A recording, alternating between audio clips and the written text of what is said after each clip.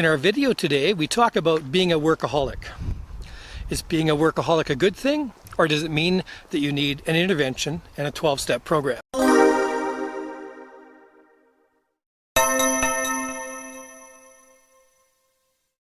As a productivity speaker, I get out and about and I meet a lot of people. Some of these people describe themselves to me as workaholics. They treat it like a badge of honor to work 60 to 120 hours a week, but I don't feel that way. The word aholic on the end of work means addicted to. This means addicted to work. So that's not a healthy thing. Had a client who was a lawyer, built himself up from nothing coming to our country from India. But he had worked for so long and so hard he couldn't relax. And he felt if he stopped, it would all be gone.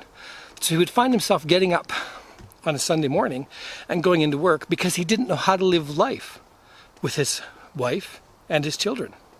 And that's not a healthy thing. I know people who've retired and don't know how to handle being retired. And even though they don't need the money, they go back to work.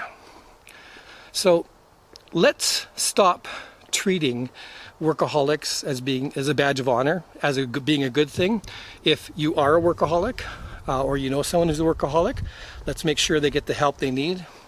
Let's stop celebrating cultures that push people to work 60 to 120 hours a week, because we know that doesn't work, that just burns them out.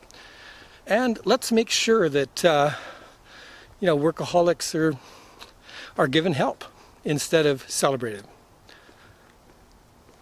Please hit the like and subscribe button in the area below.